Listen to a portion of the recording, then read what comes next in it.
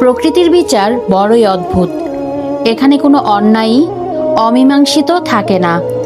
আজ যে আপনাকে অবহেলা করে, অজরে কাঁদাচ্ছে, কাল তাকেও ঠিক একই যন্ত্রণার মুখোমুখি হতে হবে।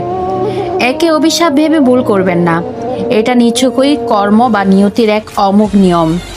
আপনি যা অন্যকে দিবেন, সময়টা সুদে আসলে আপনার কাছেই ফিরিয়ে আনবে। অন্যের চোখের জল জড়িয়ে নিজের হাসিকে দীর্ঘস্থায়ী করা অসম্ভব। আজ আপনার বুক ফাটানো হাহাকার হয়তো কেউ দেখছে না, কিন্তু নিয়তি সব হিসাব লিখে রাখছে। যেদিন সেই হিসাব মেলানোর সময় আসবে, সেদিন তাকেও বুঝতে হবে কারো বিশ্বাস ভাঙার যন্ত্রণা কতটা ভয়াবহ।